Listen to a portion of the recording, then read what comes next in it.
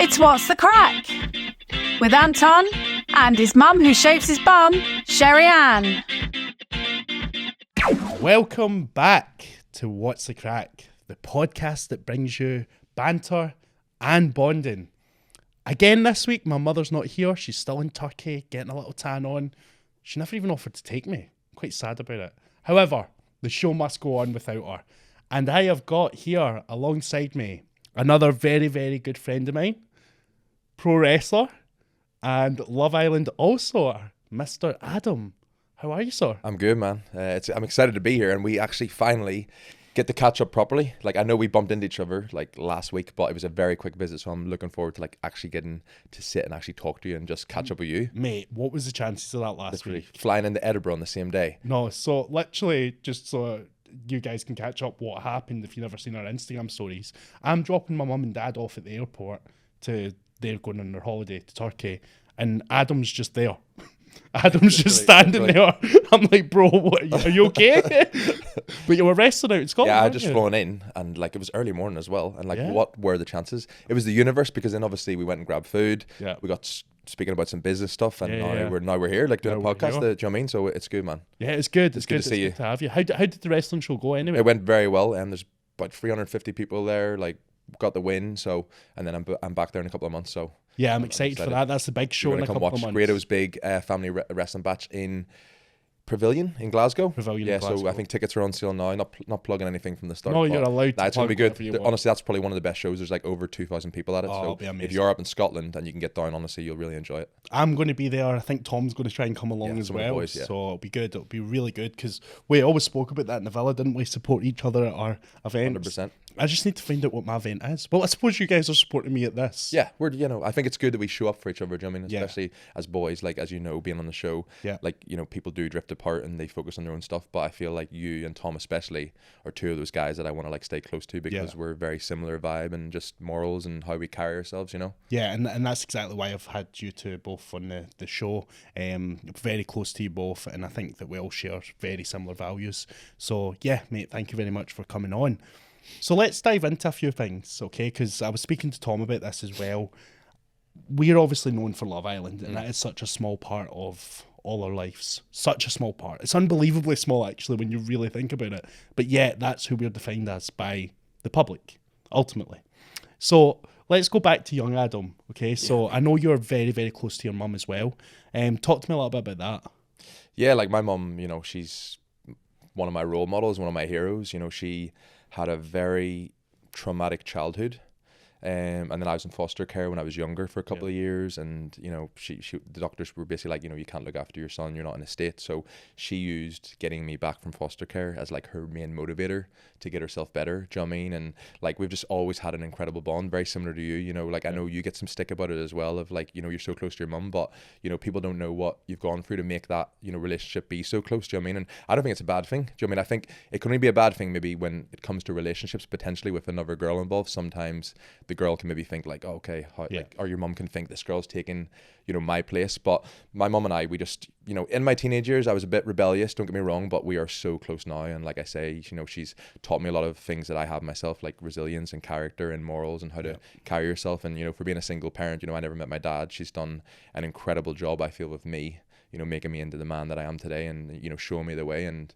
you know, I'm a mummy's boy. Like I say it all the time, like I am, do you know what I mean? But I'm proud of it. And I feel the exact same. I mean, like we've spoke about, sometimes you do get a little bit of stick from people's outside opinions on relationships with, well, even any relationships, whether it's with your partner or whether it's with, in our case, our mums. The public obviously have a strong opinion, which they're entitled to because we put ourselves out there. But what I do think with these situations is they don't know the backstory behind it all. They don't understand what, like you spoke about, your mum's been through a lot of traumas. My mum personally has been through a lot of traumas as well. And that's why they probably feel particularly close to us as their sons. Yeah. And like it, but I would have got bullied for it years ago in school. Yeah. Like, cause my mum used to like walk me to school, and she'd be like, "Bye, Adam. Like, have a good day." And like all these guys like, "Oh, you're like a little mummy's boy." And then like, do you know what I mean? Like, but you know, like I say, I'm proud of it. Do you know what I mean? Like, But it's such a good relationship. It's funny though, you're saying that, but when you're younger, you're like, oh, mum, Oh, you're come like, on, like, mum's from it. Mum, like, but then you don't want to offend them, like, because, you know what I mean? So I'd be like, Mum, no, I know. just leave me here, like, because I knew the stick that I was going to get. Do you know what I mean? Yeah, but as you get older, I think you do become proud of it. And I think that how a man treats their mother, that's just one of the most important people in their Big life, indicator, yeah. is how they should treat their partner as 100%. well. And that's where we're at, and that's where I know we've got similar morals on that side of things. So obviously going through the foster home, have you got many memories of that, Adam? Do you know what? It actually is quite a blur to me. Yeah. I don't know if that's because it was maybe like a traumatic period of my life. Yeah. But wrestling was a big thing, you know, so I remember the couple that looked after me, just wrestling was always on. And I feel like that was maybe, you know, put on in the background to like try and distract me, but I just always remember like gravitating towards pro wrestling. That's one of the main things that I remember from foster care. Like, I was only in foster care for like 4 or 5 years, and you know, it was hard because my mum would be able to see me like once a week, and then she'd have to leave me. And as a kid, you don't understand why your mum's kind of coming to see you and then leaving. Do you know what I mean? You can't get your head wrapped around that. So, you know, as I've got older, that's why, again, like I say, I'm just so proud of the relationship that I do have with her now. But I don't really have like many memories. I don't know if that's my body or my mind's like blocked out. But I'm not going to say it was traumatic, because the foster parents I had, they were really good to me. So it wasn't like I was in a bad situation. But I just think it's an incredible story, because, as you know, everything you go through in your life makes you into the person that you are. And it's usually the bad times and the struggles that actually teach you the most about yourself and shape you and mold you into that person. Do you know what I mean? If life was just pure easy, like, you wouldn't learn anything. Do you know what I mean? So it is what it is. And like I said, I've got an amazing relationship with my mum now, and I've got my sister as well. You know, I've got another sibling, and, you know, I've got like family. To me, as you get older, I think you realize that, especially as you get older, time goes fast. Yeah. Like, remember when you're younger, like waiting for Santa to come, a year felt like so long. Yeah. Now it's like we're halfway through this year already. Do you know, what I mean? Do you know what's funny about that, right? Years ago when I used to do personal training, one of my clients had a really interesting take on this, right? Because it is true, every year seems to get faster, doesn't it? Yeah. Right, so this was her take on this, and let me know what you think. So she used to say that because when you become older, a year is less of your life. So when you're 1, a year's all of your life. When you're 2, a year's half of your life. And then as you start to get older, it becomes such a smaller fraction of your life, hence why it goes quicker. I quite like that. And I think just like when you get into your routine, everything just goes like, do you know what I mean? So that's another thing. It's like we can, you know, be so anxious about the future or the things that we don't have, or like stuff that we want, or when everything's gonna, but it's like, just appreciate the present a bit more, because this time isn't coming back. And I think a lot of people, and I've been guilty of it, and I still am, like, you worry so much about the future and the things that you're trying to work on, and when are these things going to all fall into place, and it's like you're almost wishing your life away. Like, you're almost wishing you could get to the time when everything's good. And it's like, if you wake up in the morning and have your health, life is good. Do you know what I mean? And it's just about being in the present a bit more, and like, the past is the past. Like, you can't go back and change stuff. It's done. So yes, it might be hard, but there's no point dwelling in the past, because you can't go back and change it. You can hopefully just learn from it and take everything that you've, you know, we all fuck up, we all do, you know, we've all made mistakes, but it's hopefully learning from those and then making a better future for yourself. We're getting deep now. We're getting deep, Anton. I didn't think it was going to happen this early. No, but I like to get deep from the start. We do. Yeah, you do. Keep it PG. It's okay. My mum said a lot worse things. Your mum's not here, so it's all good. So you're making up? No. She says a lot of things on this podcast. Your mum is incredible. Yeah, like, what a woman she is. Some women, isn't and she's so proud of you. Like, honestly, the relationship, like, I've seen it like in little short moments. Like, you can just tell she thinks the world of you, and like, I think it's amazing. No, thank you, mate. It's nice to hear some positivity around honestly. it. And like, you know, fuck the haters. Do you know what I mean? Like, it's just, they're maybe just jealous they don't have a relationship as close as that, and they want that, but I think it's amazing, and I have a very similar relationship as well. So I think that, like I spoke about, I say this quite a lot, that we throw ourselves into the public eye. We can't be annoyed that people have their opinions about us. It's on us. And my main thing is, think of a taxi driver. A taxi driver, do not be a taxi driver if you don't like traffic. Yeah. Why are you a taxi driver then? Because it's guaranteed. 100%. So we're always going to, that's a good analogy. Yeah. So we've threw ourselves into this public eye, and we went on a show which literally involves people giving their opinion about our relationships. So you've got to expect it back, and you can't get annoyed about that. No. And, you know, one thing I found myself really bad for the first time I was coming off was I would get maybe like 1,000 positive comments on a post, let's say, and then you'd get that one negative comment. And when you got that one negative comment, you would respond to that. Why are you giving that person the time of day rather than 1,000 people that just said nice things about you? I've like posted stuff and even deleted it before because of one comment in the past. Do you know what I mean? And it's like you say, it's like that one negative comment, but you need to get in the mindset of that person is obviously not in a very good place themselves if they have felt the need to take time out of their day to go onto your social media to write something negative. Like it just says all about them, because you're the same as me. I have no hate for anyone. I have no negative comments to make about anyone. Like, yeah, I have my opinions, but I don't always voice them because it's just my opinion. And at the end of the day, as long as people are like living their life, as long as they're not hurting someone or offending someone, then let people just do what they want. Do you know what I mean? But I just think it's really sad, like this day and age, that people just want to get on socials and feel like, oh, the only way I can feel better about myself is if I put other people down. Instead of just working on yourself to become better. And like, you know, we all have insecurities, we all have vulnerabilities, we all have moments of self-doubt. But don't like push that on other people, like work on yourself. But I think that just comes as we're older now, like maturity. Like at 24, I didn't have this mindset when I obviously did Love Island the first time. This has come the past couple of years when I've really done the sort of mindset work and the self-development and reading books and podcasts and things. You learn about all this stuff. But I think, you know, if that's one thing from this podcast as well, it's like, you know, work on yourself. Yeah, but stop trying to bring others down. Yeah. Focus on bringing yourself up. But we're diving into a lot of this. We're going all over the place. But let's pull back a bit, because obviously I want to get into the wrestling. So you've spoke about when you were younger, you can remember being in the foster home, seeing the wrestling on the TV. Is that when you started to grow your love for it initially?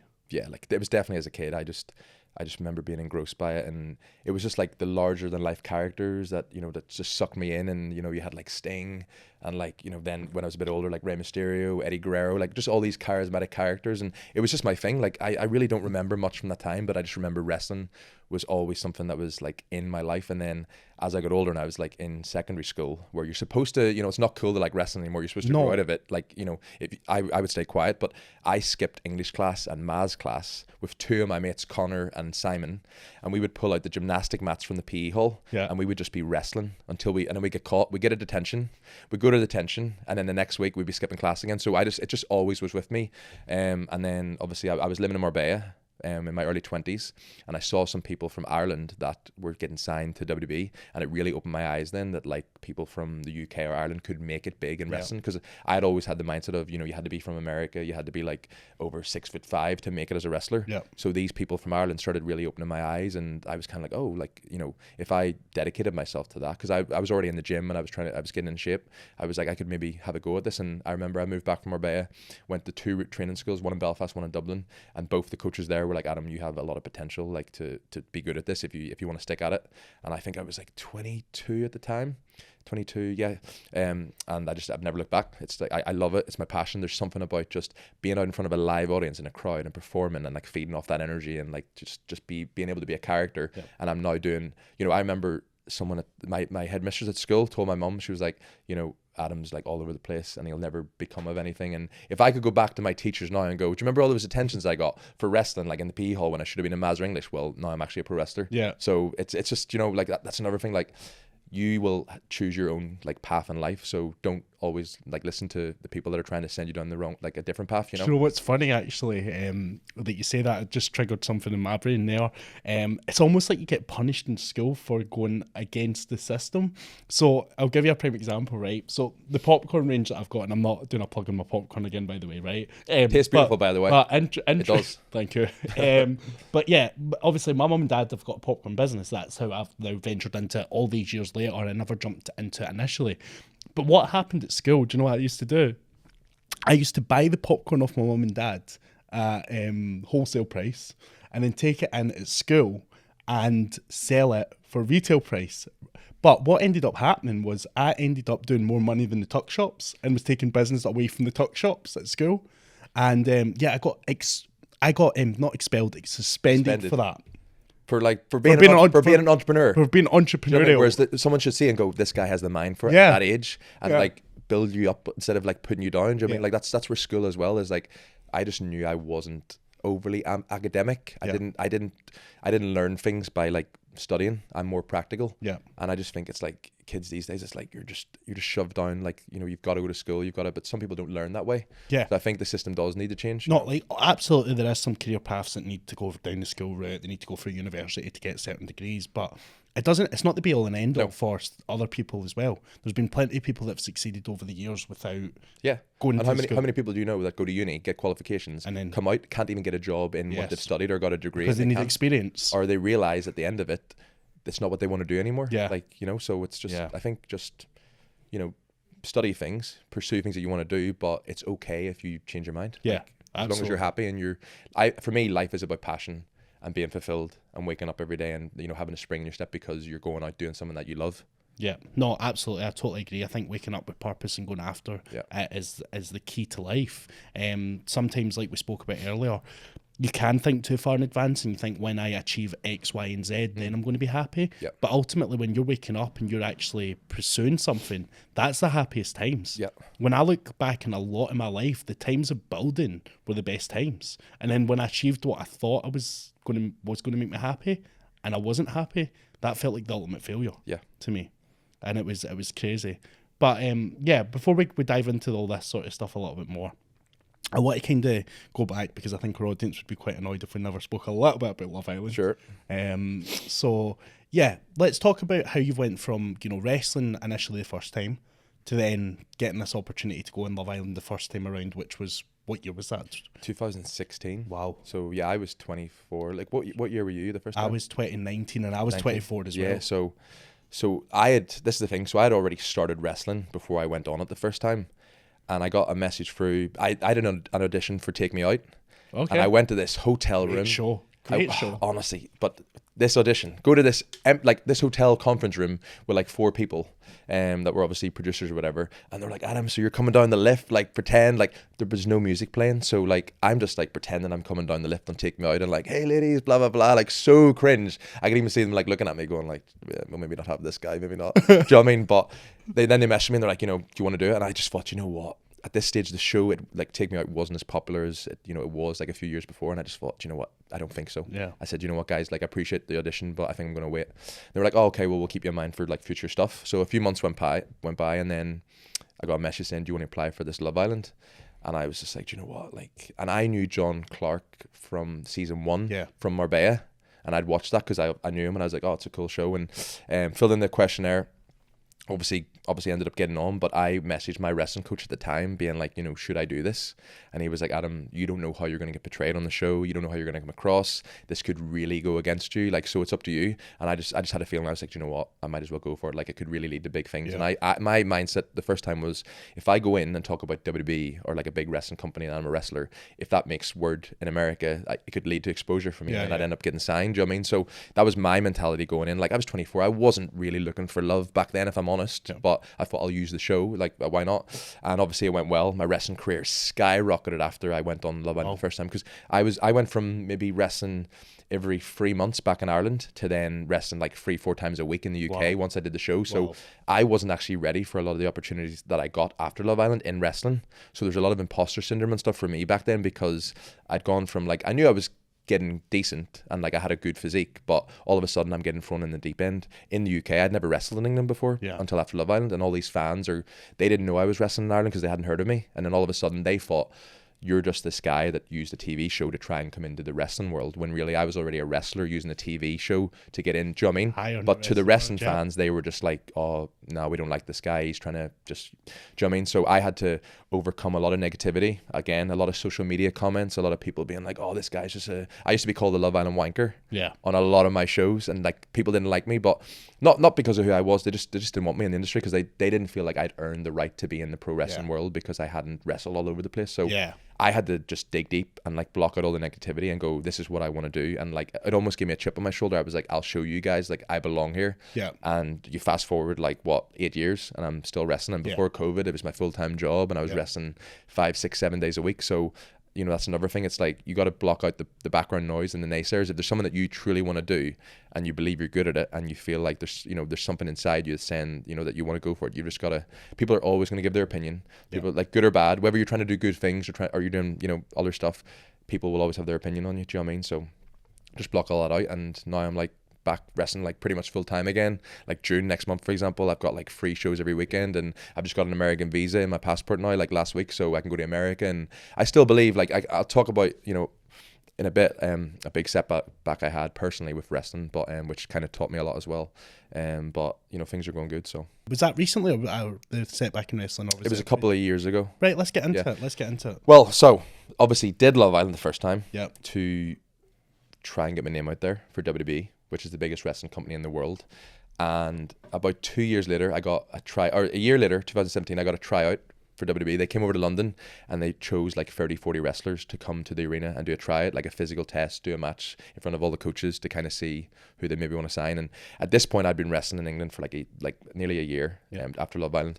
And everyone that I wrestled with was like, Adam, if WWE are going to sign anyone, you're getting signed because you're still new to this. You're still young, you look good, they can take you to America and mold you into this superstar that they want, they can train you up there. So in my head, I was going into that tryout going like, I've got this, like this is a real chance, do you know what I mean? So I did well in the tryout, like don't want to say I did amazing because I was still inexperienced, but I did good. And then I didn't hear anything. And I was kind of like, oh shit, like I thought something was going to happen.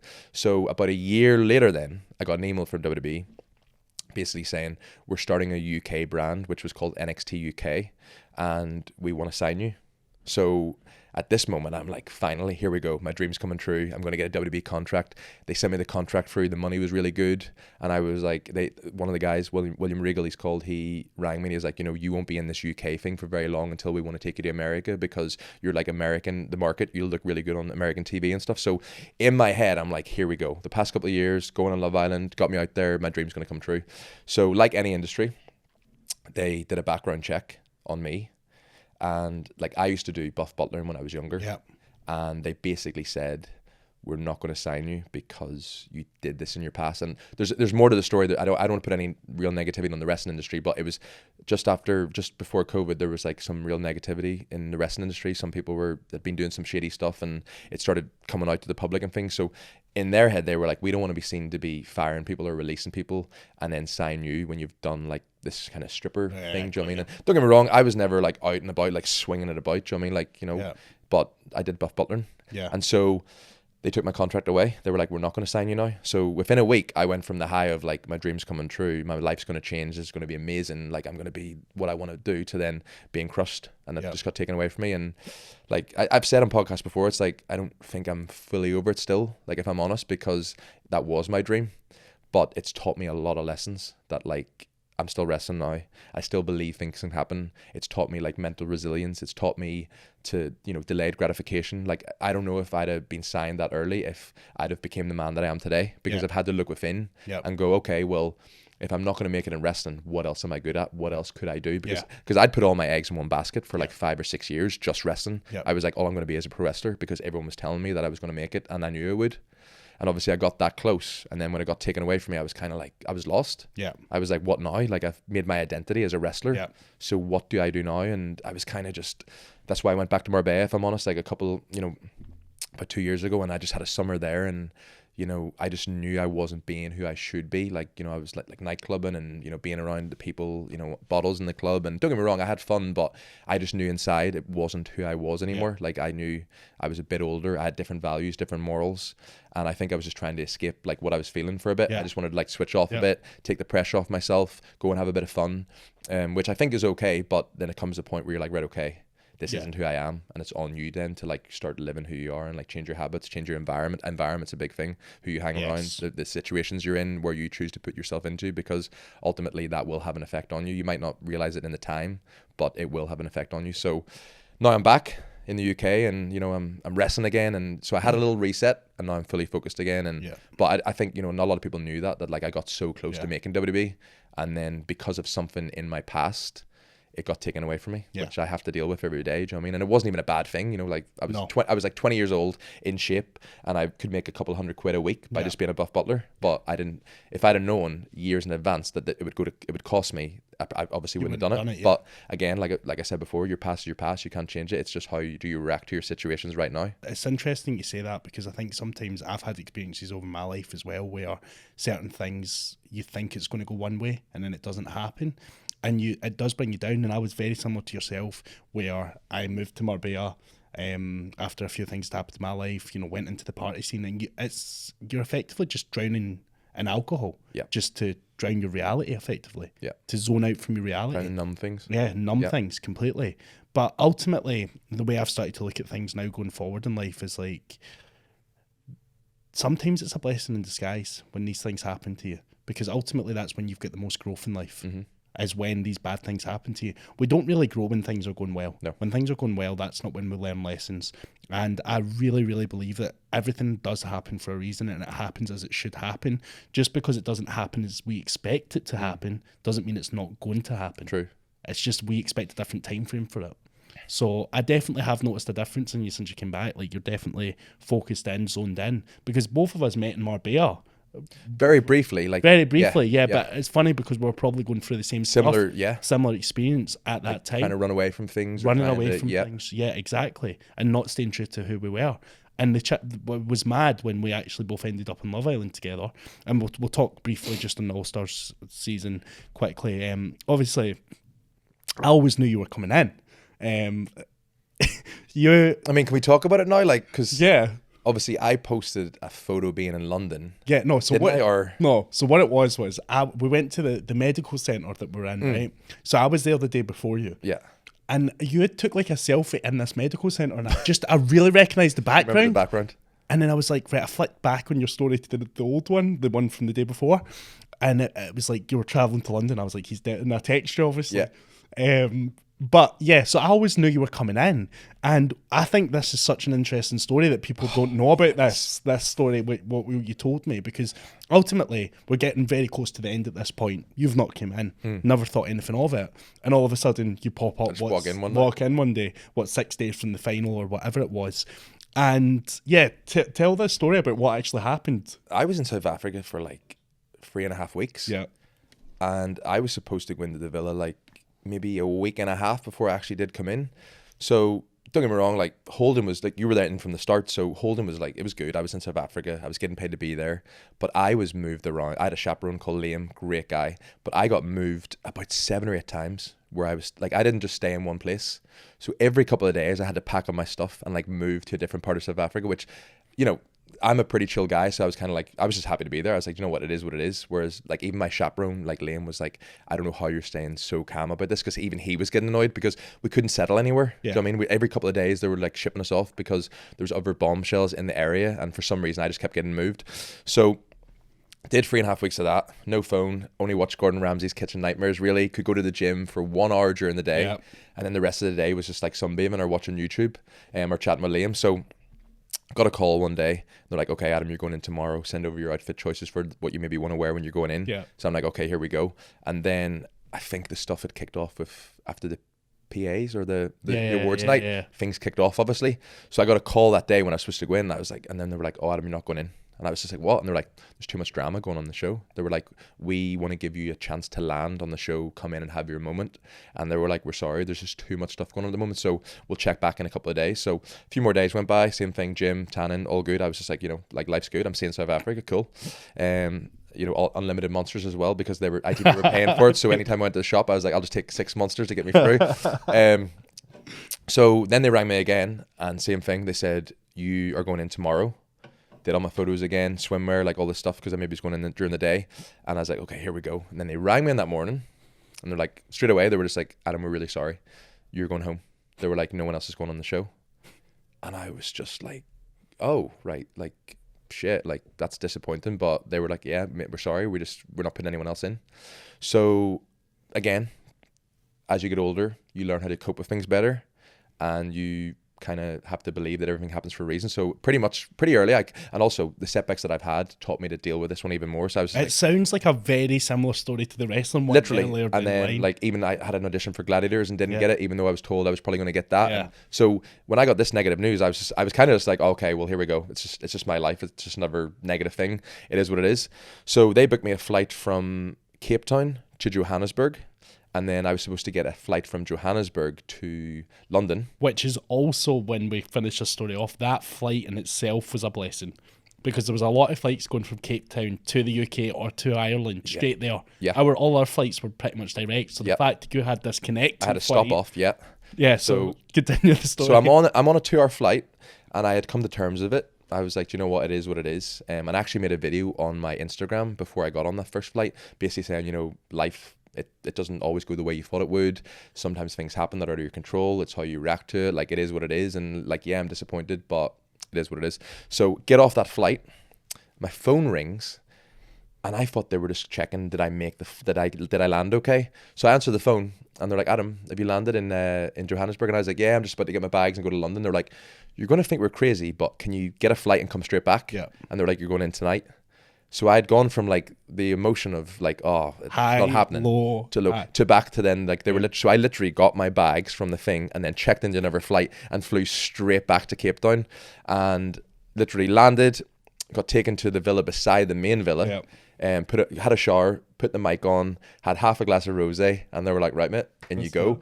And obviously later I found out it was because like Chris had wanted to leave. He wasn't having a good day. That was so, he wanted to leave, and obviously it worked out in your favour. If he hadn't wanted to leave, I wouldn't have got on the show at all. That wasn't happening. It was never happening. The way that night panned out was so interesting from someone in the villa. When I won't go into details because I'll probably get a lot of shit. It's very interesting. It worked out very perfectly. And I have to believe like it obviously happened for a reason. I was meant to be in there for like my future now, or the things that have happened after the show recently for me. Like absolutely, it wouldn't happen if it wasn't for So I was only in for a short time, but I feel like I capitalized on it. And absolutely. And one thing I must say about that whole thing, going back to what happened to you years ago, and you had that big setback. I think a massive part of how you dealt with this one, with production, for example, if you had, how many people would have threw up a fuss? Oh, yeah. You've had me in fucking South Africa for 3 weeks and you're not putting me in. How many people would have threw up a fuss? And do you think if you'd done that, you would have got called back? My chaperone, Liam even said that. He was like, mate, you have handled this with like so much poise and you just carried yourself really well. And I was just like, because like some things don't always, like a moment is not guaranteed until you're in the moment, do you know what I mean? So that's why I try and like, even when I know things are maybe happening for me, I don't really get overly excited about them now until it's happened, because I have been disappointed before. Like, do you know what I mean? Like I can feel that kind of feeling of like, okay, stuff's happening, I'm looking forward to this, but I don't really celebrate it until it actually happens, because I've had these setbacks. And I think that comes with getting older, because I'm definitely like that now as well. As soon as someone used to say something to me, oh, there's going to be this business deal, or you're going to do this, or you're going to go in this show, I've got myself really excited, and I felt all the emotions of that. I've gone out to shops, spending money buying trainers, money you don't even have, being like, oh, this money's coming in because this is guaranteed. Going out and buying shoes, like clothes and stuff, being like, oh, well, I'm going to need these outfits for when this is happening, and then you get an email being like, oh, it's not happening anymore, and you're just like, no, I've just got. I gotta take this all this stuff back now. Yeah, no, absolutely. So I just want to briefly touch on, just before we get into the main thing I want to talk about today. We say talking 30 minutes later, however. It's flown in. It's flown in, It has, which is good. But obviously you come off the show with Arabella. Yeah. I don't know if you guys have spoke about the breakup or whatnot, but fill us in on that, because I'm sure a lot of people want to know what happened there. I can't even call it a breakup, because we weren't officially together. Yeah, sure. So, I mean, and like you've spoke about this before, the public put a lot of pressure on your situation or on your couple. We never announced that we were like boyfriend or girlfriend. No. I knew Arabella like 9 days, 10 days. Sure. Nothing in there was fake. Like, as soon as I went in, I vibed with her, and and I can't fake that stuff. I either get on with you or I don't. And if I don't, it's cool. But like, I can't fake, pretend to like someone, or pretending to like sleep in a bed with someone and like kiss someone just because I'm on a TV show. I couldn't do that. So there was something there, like, definitely. But I think we're maybe just both we were just at different stages in life, and she had just come out of like a high profile relationship, and I remember even saying to her, like, I think you need some time to just go and figure out what it is that you want to do, and like heal from that as well, because she went from a relationship onto a big TV show. She hadn't seen her family in weeks, and she's so close to her family. So I was just like, you know what, go and do what you need to do. And also for me, selfishly, I was like, I need time to like now try and figure out what my next steps are. Like, coming off the show, I've got a chance to try and capitalize on things. What is it that I want to do? And we did get on good, but just a relationship wasn't like priority for me. Do you know what I think about that? Because I do think you and Arabella have a lot in common, right? But your lifestyles are so different. Yeah. So then when you're in the villa, that doesn't matter, because there's no lifestyle. It's just yous. It's just yous, and you get on. Personality and energy was great. Perfect. In the real world. In the real world, lifestyles, etc., distance, whatever it may be, there's a lot of other factors that come into play, and a lot of people don't take that into consideration. So I do genuinely think, like, when I watched you guys in the relationship, I was like, this is going to be like a a real long relationship. I could see the connection. And I think the public did as well. And I think the public they did. got behind us. Yeah. But then when we got out, all it was like, where are you guys? Why have you not seen each other? And I was just like, I'm not going to put pressure on, you know, like, I appreciate that the fans enjoy the show and they want to see good things. And it's a nice feeling that they want to see us together. But I was like, I can't change who I am or the things that I want to do because the public want to see me. Do you know what I mean? It just wouldn't put the dynamic of the relationship good if it was so much pressure. Yeah. So we had a couple of phone calls, like, and we were just kind of like, you know, I'm just at a different place right now and you're focused on your stuff. I've just moved to Manchester. I was like, I need to figure out what it is that I'm doing now.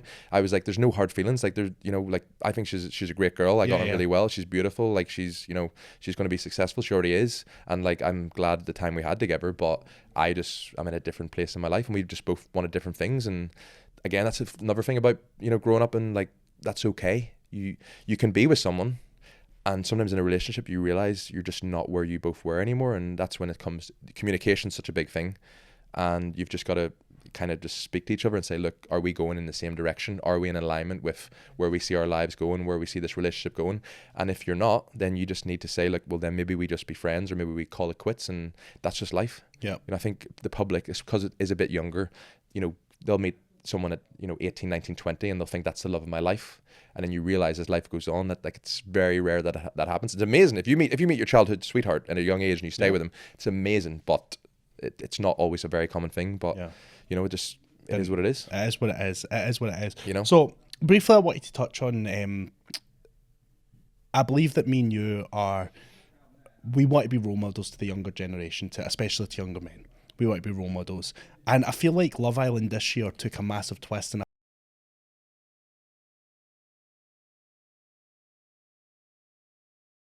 So, the thing I feel personally is, for years and years, I used to watch like Geordie Shore, and I used to look up to people like Gaz, and they were fuckboys back in the day. They were young, they were fuckboys, but I used to think they were so cool. And I think that reality TV is massively taking a twist. People like myself coming on the show, people like yourself coming on the show, and the public really taking to that, and younger men taking to that. So what I really want to talk about is, what do you feel makes a high value man? His values, his morals, how he treats people, how disciplined and dedicated he is to certain tasks or certain things that he wants for his life, and just how he carries himself. And, you know, this is only stuff that I've worked on myself personally from a relationship that I had a couple of years ago where, you know, I was in a 5-year relationship, and, you know, like I said it, like, I cheated on the girl I was with, and there was a lot of stuff in the relationship. Like, I personally at the time didn't feel like the man in the relationship, if I'm honest, because I was chasing my wrestling dream. And so financially, my girlfriend at the time was kind of paying the bills, and she was like, Adam, look, you're going to make it as a big wrestler. All the money will come eventually. I'm willing to sacrifice now for like the long term. Do you know what I mean? So, but it that emasculated me a bit, because as a man, I wanted to be out providing. I wanted to be the man in the relationship. But because I was so focused on my wrestling career, going to the gym, getting my meals in, it really affected the dynamic of the relationship. So then I would be on the road wrestling, and girls would give me attention. And so I'd be getting this ego boost again, being like, oh, well, I've still got the confidence. I'm still a man, girls still fancy me. And, you know, that's when I went down like a dark spiral of like things that I'm disappointed in myself, because I didn't think that was me, if I'm honest. But for whatever reason, I chose to like take the ego boost. And, you know, we're talking about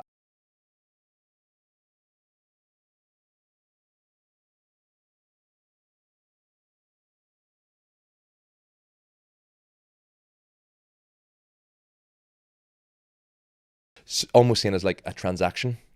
And so I think it's only in the past couple of years I've really like I've been single, but I haven't really dated because I haven't wanted to waste anyone's time. And I think that's something that comes of age again. Like you're saying, the TV, these younger boys are watching these younger guys, they think like, oh, it's cool to just like, you know, shag a load of girls, and like it doesn't matter if you don't mess, like, but you don't understand that like how you treat, you know, younger girls, for example, can have a real effect on their lives and their mentality and how they're getting like treated. You're affecting their future relationships. I don't think I ever appreciated that when I was younger.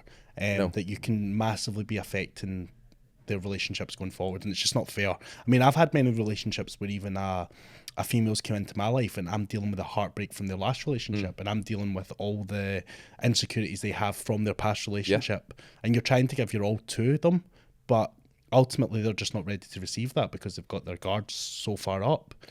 And I think that's why it's really important, like, to speak to the younger generation, to, like we said, work on yourself, get to a place where you're comfortable in your own skin by yourself. And then if you meet someone that's amazing, that is in alignment with where you're going, then it's a bonus. Yes. But I think so many people have all this pressure when they're younger, whether they've grown up seeing their parents together, and they think, okay, well, I need to have a relationship. And it's like, if you're relying on somebody else to fill a void that you have inside you, then it's never going to be good, because you need to do that inner work on yourself. And that's what I've been doing, trying to get to a place where I'm like, I'm proud of the man I am, I'm confident in myself, I'm working on things. And then if I meet an amazing woman who respects the man I am, is proud of the man, or is proud to be with a guy like me, and we have like a similar vision and value for what we think is good and risky. Because like, I've met amazing girls in Marbella, for example, that I know still want to just be the party girl, and like we've got on really good, and there's definitely been something there, but because they still want to just, you know, go to Dubai and then Marbella and party and stuff, I'm like, well, that's not where I am anymore. I don't want to be wondering if my girlfriend's on a guy's table all night, or why, you know what I mean? So I think it's, again, communication is a big thing. So I think even when you're dating someone, you should spend quite a bit of time dating someone, so that you can really start to see their true colors. Because, you know, like when you start dating, the first couple of dates, you're just trying to show your best self. You're trying to show like I'd go beyond that, mate. I would go beyond that. You're actually being someone you're not, to a lot of levels. I've done that. I've known that, for example, that girls, like, you know, they like the bad boy, and they like a guy that's a bit rugged. So on a date, I've tried to come across like a bad boy. I've tried to say things. I've even lied and said that I've done things, because I've thought that that's what they want to hear. But inside, it's like, well, I know it's not who I am. So even while I'm saying all this stuff, like, I see her eyes lighting up, and I'm like, oh, okay, she's liking what I'm saying. I'm going to get to sleep with this girl because I'm saying all the right things. But inside, I'm like, it's not who I am. Really, I'm just lying to myself. And as time goes on, if I was to get serious with that girl, she would see that it's all a lie anyway. So that's another thing with dating. It's like setting yourself up to just be yourself. Yeah. And if someone likes you and wants to be with you, then amazing. And if they don't, then I think it's an ego thing as well. I remember, you know, I used to think that all girls had to fancy me, and like every time I went on a date, like I had to sleep with them, otherwise like they didn't find me attractive. So it was almost like I was always going into dates seeing it as a challenge, and like seeing sex as like the end goal. I was like, this has to lead to sex, otherwise it wasn't a good date, or it wasn't successful, or I'm not the man. Do you know what I mean?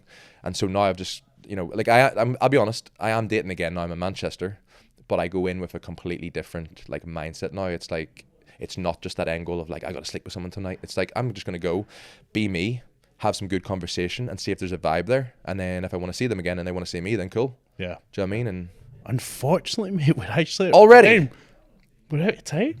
And we're just getting started. I feel like we're just getting started. So we're going to have to do another one. Yeah, we maybe need to do a part 2 of this, bro. We need to do a part 2 because I'm just getting... Yeah, because I really wanted to go into a lot more stuff with you. But just quickly to round up, I know you want to be a role model to younger men. What have you got planned going forward? Future plans?